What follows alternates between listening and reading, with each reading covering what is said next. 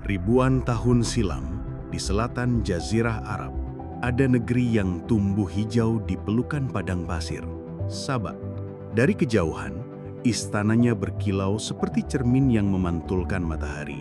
Dari dekat, pasar-pasarnya berdenyut oleh langkah kafilah yang datang dari barat dan timur. Kain-kain tenun terjulur dari palang kayu, rempah menebarkan wangi, dan suara penjual memanggil pembeli seperti aliran sungai kecil yang tak henti-hentinya. Di atas kejayaan itu berdirilah seorang ratu, Balqis. Wajahnya teduh, lisannya tertata, keputusannya tegas namun tenang. Dalam genggamannya, Saba bukan hanya makmur. Ia teratur, rapi, dan disegani. Rakyat merasa aman menutup pintu rumah saat malam karena merasa pintu negerinya dijaga oleh kebijakan, bukan hanya oleh pasukan. Namun, saudaraku, ada pertanyaan yang menggetarkan hati. Bagaimana mungkin sebuah negeri yang menunduk kepada matahari akhirnya sujud kepada Allah, Tuhan pencipta matahari? Apa yang sanggup memindahkan keyakinan sebuah kerajaan? Siasat politik, keajaiban yang memukau, atau ilmu yang menyingkap hakikat?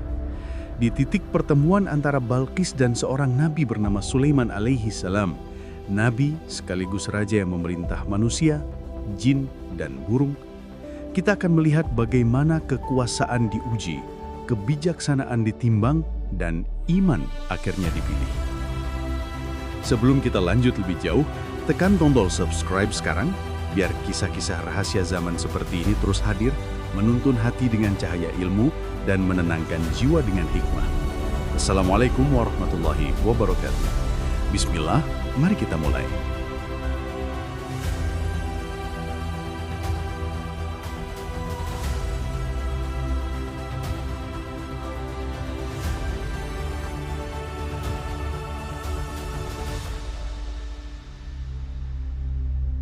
Pagi hari di Sabah bermula dengan denting besi yang beradu lembut, suara timba yang mengangkat air dari sumur-sumur batu, dan langkah anak-anak yang berlari membawa gulungan kain kecil. Para ibu menimbang gandum di mangkuk batu. Para ayah membuka palang toko dengan doa pendek yang mereka hafal turun-temurun. Di atas semuanya, ratu mereka menata ritme kehidupan agar keteraturan tidak menjadi kekerasan, agar kedisiplinan tidak menindih kasih sayang. Balqis memandang kota dari balkon tinggi. Ia memperhatikan bagaimana penari keledai bernegosiasi tanpa meninggikan suara. Bagaimana juru timbang memeriksa anak timbangan 2 kali agar pelanggan tidak gundam. Adab yang kecil-kecil itu menumbuhkan kepercayaan. Sementara kepercayaan adalah mata uang yang lebih mahal daripada emas di peti-peti istana. Ia memahami, memerintah bukan hanya menandatangani keputusan, tetapi menjaga rasa aman di hati rakyat. Air disalurkan melalui parit batu, melewati pintu air yang dibuka dan ditutup bergantian agar tidak ada petak yang rakus menjedot lebih dari jatahnya. Para petani menyebut jadwal itu sebagai giliran adil, sebuah istilah sederhana yang membuat anak-anak hafal bahwa keadilan bukan retorika istana, melainkan kebiasaan sehari-hari. Orang yang terdahulu selesai mengambil jatahnya wajib menutup pintu air dengan tangan sendiri, disaksikan tetangganya.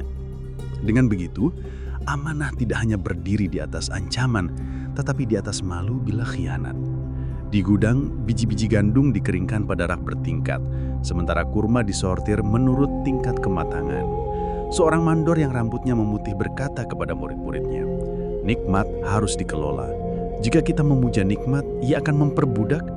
Jika kita mengelola nikmat dengan adab, ia akan mengabdi." Kalimat itu menempel di dinding-dinding rumah dan tanpa disadari menguatkan tubuh sosial yang rapi. Namun kilau matahari ikut menyusup ke dalam bahasa. Banyak ambang pintu dipahatkan simbol matahari. Bukan sekadar hiasan alam, tetapi lambang kemuliaan. Pada hari-hari tertentu, mereka berdiri menghadap timur dengan pakaian terbaik, seakan menyapa dewa yang meminjamkan cahaya. Kebiasaan itu lebih tua daripada ingatan mereka, sehingga sulit dibedakan antara tradisi dan keyakinan. Disitulah masalah berakar. Silau bertahun-tahun kadang terasa seperti cahaya. Balqis memahami, menjaga tata tertib lebih mudah daripada menata keyakinan. Tata tertib dapat dijaga dengan pengawas. Keyakinan hanya dapat disentuh oleh hujjah yang lembut dan teladan yang panjang sabar. Di tempat lain, Allah menegakkan seorang hamba, Sulaiman alaihissalam. Ia bukan sekadar raja, ia nabi yang diajari Allah bahasa burung, yang memimpin jin dan manusia dalam barisan rapi. Di dataran luas, pasukan ditata, nama-nama dipanggil, formasi diperiksa. Ketika Hudhud, seekor burung yang biasanya tepat waktu tidak tampak, Sulaiman murka, namun menahan hukum hingga tabayun dilakukan. Disiplin adalah amanah, keadilan adalah syariat. Tak ada kuasa tanpa tanggung jawab, tak ada murka tanpa aturan. Hudhud kembali dengan napas tergesa, tetapi kata-katanya tersusun terang. Ia membawa kabar sebuah negeri yang dipimpin seorang ratu. Negerinya makmur, istananya megah, tetapi kaumnya menyembah matahari. Kabar itu bukan sekadar data politik, ia adalah alarm akidah. Sulaiman menyimak, dan dari sepotong informasi itu, ia memilih jalan dakwah. Sulaiman menulis surat, pendek, padat, tegak berdiri di atas wibawa kenabian. Bismillahirrahmanirrahim. Jangan kalian berlaku sombong kepadaku, dan datanglah kepadaku dalam keadaan berserah diri. Perhatikan saudaraku. Surat itu tidak memanggil mereka tunduk kepada Sulaiman, melainkan mengajak berserah diri kepada Allah. Di sana letak perbedaan antara kekuasaan dan kenabian. Kekuasaan memusatkan taat pada manusia, kenabian memusatkan taat pada Rabb. Inilah mengapa kata-kata yang singkat dapat menggetarkan istana yang megah. Di haula tinggi yang menampung gema suara, Balqis mendengarkan pembacaan surat. Ia tidak meledak marah. Ia berhenti dan berfikir. Pemimpin besar bukan yang cepat marah, tetapi yang cepat bermusyawarah. Ia mengumpulkan para pembesar, sebagian menyodorkan perang. Tetapi Balqis menatap jauh melintasi tembok dan ladang. Perang menghabiskan umur negeri. Ia hendak menguji, bila orang di seberang adalah raja biasa, hadiah besar akan melumakkan hatinya. Bila ia nabi, harta tidak akan berharga. Maka rombongan diutus membawa emas, perhiasan, kain bermutu, wewangian mahal dan berbagai tanda kekuasaan dunia. Kafilah bergerak, pasir berderak di bawah kaki onta menjadi metronom bagi langkah mereka. Di malam hari, api unggun menyala. Mereka menceritakan kisah tentang raja-raja di utara, tentang pasar yang harga garamnya bisa menyamai emas saat badai memutus suplai. Kepala rombongan menulis catatan singkat setiap malam. Cuaca, kondisi hewan, mood pasukan. Catatan itu tampak sepele, tetapi kelak menjadi saksi bahwa ketelitian adalah jalan sunyi yang menghindarkan rombongan dari banyak kesalahan. Mereka tiba di istana Sulaiman pada siang yang tenang. Istana itu tidak memamerkan kemewahan liar. Ia tertib. Penjaga tidak berteriak, tetapi berdiri tegak. Pelayan bergerak cepat, tetapi tidak gaduh. Seekor burung melintas dan hinggap, seakan menjadi bagian dari protokol. Rombongan Sabak merasakan sesuatu yang ganjil. Ketenangan dengan wibawa yang menetes ke lantai bukan karena ancaman, melainkan karena ketertiban yang berakar dalam. Peti-peti dibuka, kilau emas memercik di bawah cahaya. Namun kalimat yang datang dari Sulaiman membatalkan seluruh strategi. Apa yang Allah berikan kepadaku lebih baik dari apa yang kalian berikan. Kepala rombongan menunduk, bukan karena malu pada jumlah emas, tetapi karena membaca tanda. Ini bukan transaksi, ini seruan menuju Allah. Mereka belajar, tidak semua pintu hati dapat dibuka dengan kunci harta. Kabar itu kembali ke Sabak. Balqis tidak menyulit emosi. ia membaca hikmah di balik kejadian. Seorang raja yang menolak harta mungkin menjunjur kebenaran. Ia memilih datang sendiri, bukan menyerah tetapi mencari kebenaran. Pemimpin sejati berani mengubah arah ketika kompas menunjukkan haluan baru. Sementara itu, di Majelis Sulaiman, sebuah pertanyaan menggema.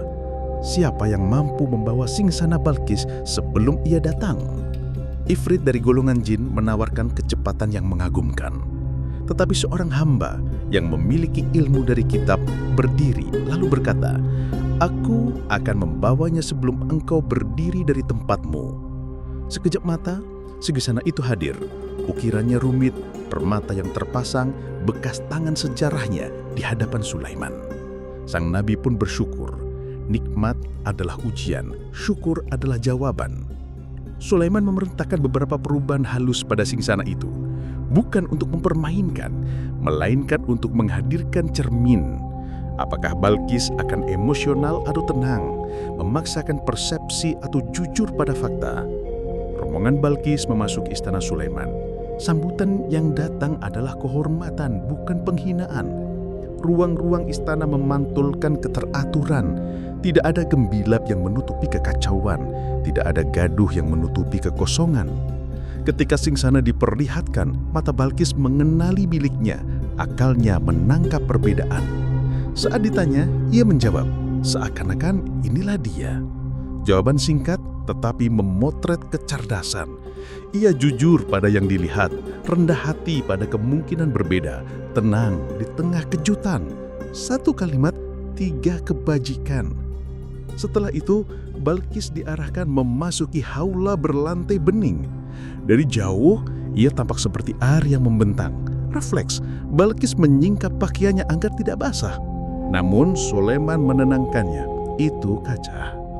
Pelajarannya tegas, yang bening belum tentu air, yang berkilau belum tentu kebenaran. Sabah selama ini silau oleh matahari. Mereka lupa bahwa cahaya yang menyilaukan bisa membutakan, sementara cahaya hidayah sering lembut namun menuntun. Di hadapan ilmu dan adab, kabut di hati Balkis mulai becah. Ia menatap langit, lalu menatap ke dalam dirinya sendiri. Dengan jujur, ia melihat tempat-tempat yang kosong yang selama ini diisi oleh kilauan, bukan oleh cahaya. Di antara saksi-saksi dari bangsa manusia dan jin, Balkis bersuara, tenang, namun berat oleh air mata yang tertahan. Ya Robku, sesungguhnya aku telah menzalimi diriku sendiri. Aku berserah diri bersama Sulaiman kepada Allah, Tuhan semesta alam. Ia tidak ditaklukkan pedang, ia ditundukkan kebenaran. Ia tidak runtuh oleh siasat, ia diangkat oleh hidayah. Inilah puncak dari perjalanan yang panjang, tauhid. Dan sejak saat itu, ia memimpin perubahan negerinya dengan hati yang bersandar pada Allah. Iman yang baru tumbuh butuh rangka. Balkis memimpin transisi akidah tanpa gegabah. Ia menerangkan kepada rakyatnya bahwa matahari yang terbit dan tenggelam bukan Tuhan, melainkan tanda yang menunjuk kepada Tuhan. Rumah-rumah ibadah disucikan dari simbol yang menyalahi tauhid, ritual lama ditinggalkan, ibadah yang lurus ditegakkan. Hukum yang adil bukan untuk menakuti, melainkan untuk menenangkan. Banyak orang terpesona oleh kecepatan ifrit atau kemegahan arsitektur kaca. Padahal inti yang Allah tunjukkan justru seorang hamba yang memiliki ilmu dari kitab. Kemenangan akidah melawan tradisi lama bukan karena sihir kejutan, tetapi karena ilmu yang benar mengungkap tabir. Istana kaca hanyalah contoh kecil, seakan-akan air, padahal kaca. Begitu pula dunia, seakan-akan kebenaran, padahal kilauan. Tanpa ilmu, kita memuja kilauan dan lupa cahaya. Dengan ilmu yang bersandar pada wahyu, kita diajak membedakan mana yang menyilaukan dan mana yang menerangi. Hari ini, matahari yang disembah bisa berubah rupa. Popularitas, harta, jabatan, algoritma. Angka-angka memanjakan ambisi, tetapi sering membiarkan hati kering.